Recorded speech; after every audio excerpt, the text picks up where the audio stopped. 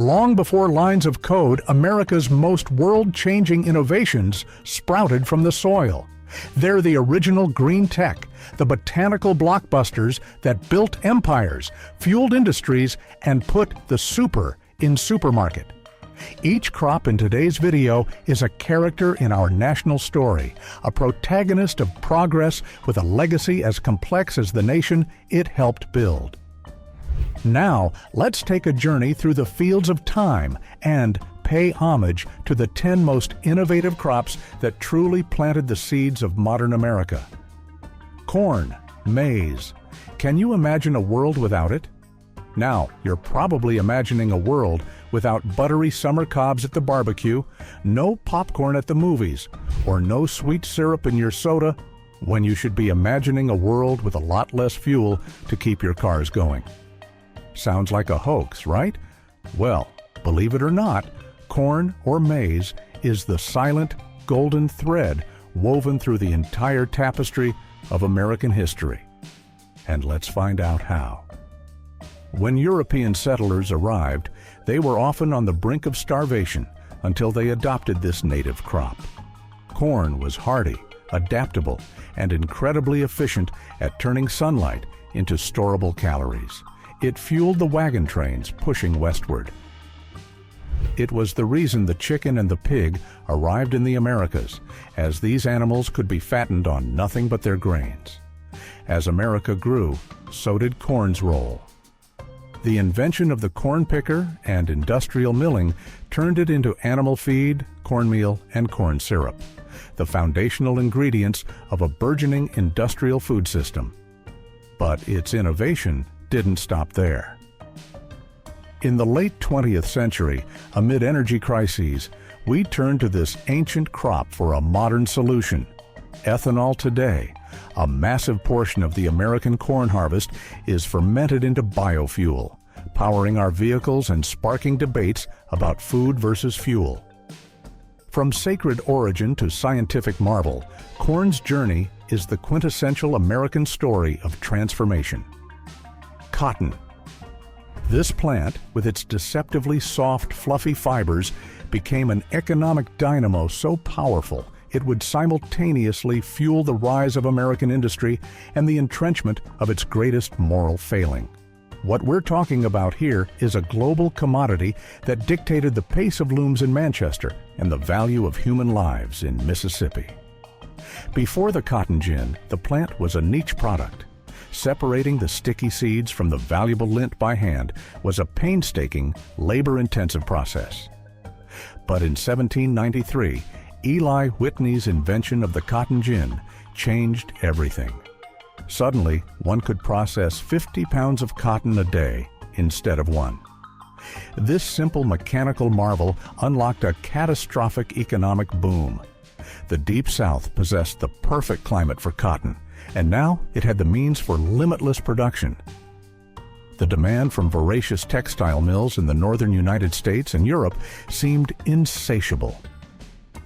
The insatiable demand for land and labor to grow cotton directly fueled the massive expansion of the plantation system and the horrific perpetuation and intensification of slavery. The number of enslaved people in America skyrocketed from around 700,000 in 1790 to nearly 4 million by 1860, largely to serve the Cotton Empire. The Civil War, while fought over the complex issue of slavery, was undeniably underpinned by the economic system cotton created. Abraham Lincoln's strategy included the Anaconda Plan, aimed squarely at blockading southern ports to choke off the cotton supply to Europe after the war. The sharecropping system kept many freedmen and poor whites economically bound to the land, ensuring cotton's dominance continued in a new yet still oppressive form. Its fibers were woven not just into cloth, but into the very conflicts and social structures that defined a century and the nation as a whole. Soybeans. Quietly arriving from East Asia in the early 1900s, the soybean started as a curiosity. But this unassuming bean was a shapeshifter, a botanical Swiss Army knife, if you'd believe that, waiting for its moment. While it couldn't boast the dramatic history of cotton or the ancient pedigree of corn, it possessed a quiet versatility that, within a few decades, would see it infiltrate every corner of American life. The soybean's first great virtue was its power of restoration. We're talking about its miraculous ability to convert atmospheric nitrogen into soil nitrogen, acting as a natural fertilizer. For the cotton-ravaged fields of the South, this was a godsend. Farmers began planting it to rejuvenate their land, often using the plant itself as animal feed, and soy-based innovation only went up from there. Fast forward a couple of decades, and we now have soy-based plastics, foams, and resins used in car parts, upholstery, and even tires. Soy ink prints our newspapers and magazines. Soy biodiesel fuels trucks and buses. And in our kitchens, it's the invisible ingredient. The oil in your dressing, the lecithin in your chocolate, the protein in your vegan burger, and the primary feed that fattens the livestock for our meat. The soybean is the ultimate industrial infiltrator, a quiet giant. Tobacco. Long before America became what it is today, there was this leaf, a dried, pungent leaf that Europeans craved with a consuming passion. This was tobacco, and it created wealth so immense and so swiftly that it forged a social order and an agricultural addiction that would last for centuries. When John Rolfe cultivated a sweet Spanish Trinidad strain in the struggling Jamestown settlement around 1612, he inadvertently lit the fuse of an economic explosion. The Virginia colony, on the brink of collapse, found its salvation in this leaf. Tobacco became currency. Taxes, fines, and dowries were paid in pounds of tobacco. It created a voracious demand for land, leading to relentless westward expansion and conflict with native tribes. And, crucially, it created a demand for labor that was first met by indentured servants and then, tragically and permanently, by enslaved Africans. The fortunes built on tobacco were legendary.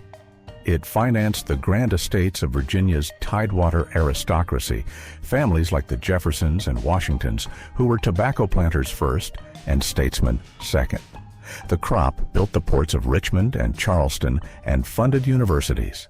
Its trade routes stretched across the Atlantic, connecting the American soil to the snuff boxes and pipe bowls of European high society. Tobacco was, for a very long time, America's most valuable export.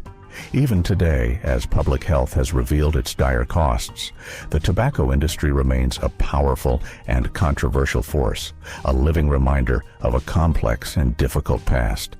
The vast rolling plantations of tobacco and cotton created a landed gentry, but they could not fill the nation's belly. For that, America needed to look west, to the seemingly endless waves of grass on the Great Plains. There, a different kind of gold was waiting to be reaped, one that would feed a nation and, ultimately, the world. Wheat. Across the vast windswept plains of the American heartland, a golden sea stretches to the horizon. This is wheat, the crop that promised stability and delivered an empire of bread. The story of American wheat is a story of technology and tenacity. The Homestead Act of 1862 drew millions of settlers westward with the promise of free land, and they brought with them the hard red winter wheat of their European homelands. But the plains were tough, the soil was thick, and the climate was harsh. Luckily for us all, that's when innovation came in the form of the steel plow and the mechanical reaper, which made harvesting a lot more efficient.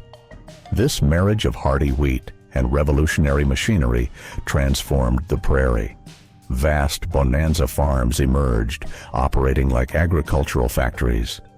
Wheat became a commodity traded on markets in Chicago. It was the demand for wheat that pushed the railroads ever westward, binding the nation together with steel rails and golden grain. The innovations continued in the kitchen.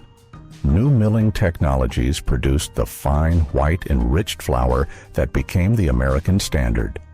This flour gave us the uniform, soft, shelf-stable sandwich bread that defined 20th century consumption, as well as the cakes, cookies, and pastries that have become staples of the American diet.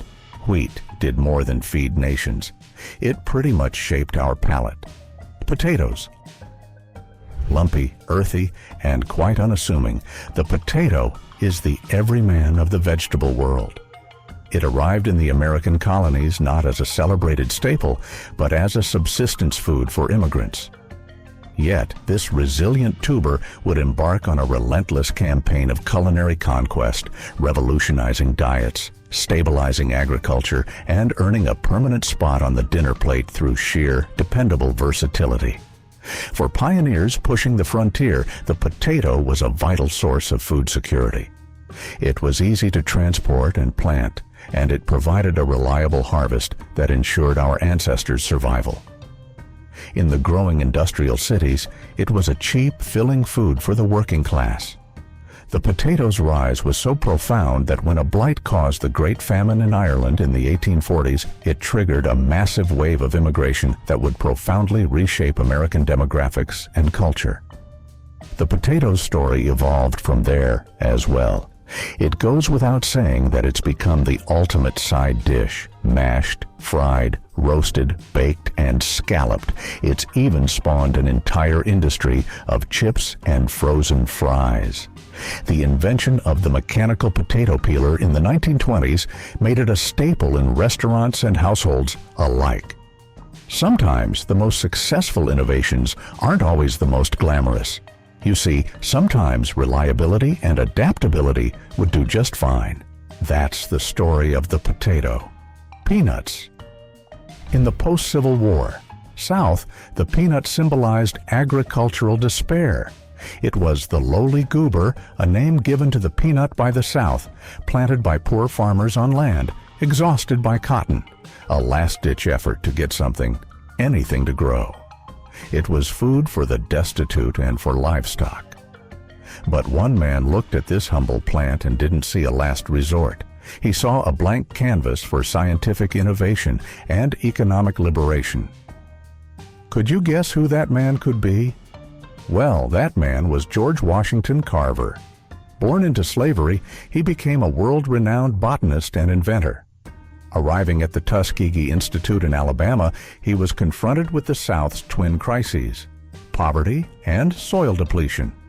He saw the peanut as the solution. Carver famously preached the gospel of crop rotation, planting cotton one year and then soil-restoring peanuts and sweet potatoes the next.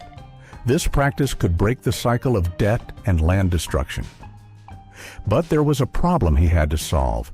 If every farmer started growing peanuts, what would they do with them all? So Carver got to work in his laboratory, becoming a one-man innovation factory. He systematically dismantled the peanut and reassembled it into a staggering array of over 300 products. He created foods like peanut butter, milk, flour, and coffee substitutes. He invented industrial products like dyes, plastics, soap, ink, and even a form of gasoline. While a couple of these inventions never saw commercial production, their collective impact was still felt. By creating potential new markets, Carver single-handedly created demand for the peanut. He gave farmers the confidence to rotate their crops, knowing there was a future for their harvest. Sugarcane and sugar beets. The human desire for sweetness is a powerful force, a primal one, and in the era of American colonization, it became an economic engine of terrifying efficiency. Sugarcane, the tall perennial grass with a sap like liquid gold, was the original catalyst, creating a sugar rush that built some of America's earliest fortunes and fueled a tragic triangle of trade. Later, the sugar beet would emerge from the fields of Europe to offer a domestic, temperate alternative. But the story of American sweetness is also ironically a bitter one. As well, sugarcane cultivation in the Americas, beginning in the Caribbean and moving into Louisiana and Florida, was a brutal enterprise. The crop requires intense year-round labor in sweltering conditions to plant, harvest, and process the cane in mills. This demand created a nightmarish feedback loop. The profitability of sugar directly drove the transatlantic slave trade as plantation owners required a constant replenishable supply of enslaved laborers, whose life expectancy was shockingly low due to the harsh working conditions. After the abolition of slavery, the sugar industry continued under systems of labor like convict leasing, which perpetuated cycles of oppression. The rise of the sugar beet in the 19th century, particularly in western states like Colorado and California, was a technological and geopolitical game-changer. Grown from a root vegetable in temperate climates, it broke the tropical monopoly on sugar. For a time, cane and beet sugar shared the market, supplying the burgeoning industrial food industry with the cheap sweeteners needed for everything from canned fruit to candy and soda. Their dominance would only be challenged when another crop in this video, corn, unleashed an even cheaper homegrown sweetener, high fructose corn syrup. The story of sugar is one of bitter truths refined into a sweet product. Hemp. Imagine a crop so vital that its cultivation was once mandated by law. This was hemp, the historic workhorse of American agriculture. Then imagine that same crop being swept up in a whirlwind of controversy and banned for decades, only to re-emerge in the modern era as a potential savior for sustainable industry and wellness. From the Pilgrims to the Founding Fathers, hemp was an essential crop. It was used to make the ropes and sails for the vast sailing fleets of the 18th and 19th centuries, the literal rigging that enabled global trade and naval power. In fact, here's a little fun fact for you. Did you know that the Declaration of Independence was drafted on hemp paper? Yeah, both George Washington and Thomas Jefferson grew it. They advocated for its cultivation, with Washington writing, "Make the most you can of the Indian hemp seed and sow it everywhere." Its decline began in the late 19th century as cheaper imported materials like jute and sisal, along with the steam engine, reducing the need for sails, made hemp less economically competitive. The final blow came with the 1937 Marijuana Tax Act, which, amid a cloud of misinformation and racial prejudice, heavily taxed and regulated all cannabis varieties, including industrial hemp, effectively killing the industry for generations. For decades, hemp was forgotten, but in the late 20th century, a new understanding began to dawn. Advocates pointed to its incredible sustainability. It requires far less water and pesticides than cotton, improves soil health, and can be used to make everything from biodegradable plastics and strong building materials to clothing and paper. The discovery of CBD, a non-psychoactive compound with promising wellness applications, created a gold rush. With the 2018 Farm Bill, hemp was federally legalized once more, and farmers are now rediscovering this ancient crop, betting that this historic plant holds the key to a more sustainable future.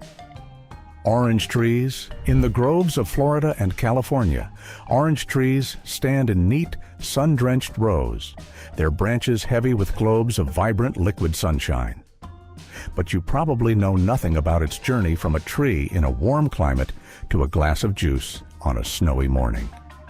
This is one of the most impressive and yet underappreciated logistical feats in U.S. history. The citrus industry in America began with missionaries and settlers planting seeds in the perfect climates of Florida and California. But for decades, oranges were a luxury, a local delicacy. They were perishable, delicate, and prone to freezing. The first great innovation was the refrigerated railroad car in the late 19th century, which allowed oranges to be shipped east from California without spoiling. But the true revolution was in marketing and logistics. In the early 1900s, California citrus growers formed cooperatives, most famously Sunkist, which launched one of the most successful advertising campaigns in history. They convinced America that drinking orange juice was essential for health, a direct source of vitamin C. They pioneered branding and even shipped free juicers to households to create demand. To fulfill this national demand, the industry had to perfect the cold chain. This is the uninterrupted, temperature-controlled supply chain that moves fruit from the grove to the grocery store.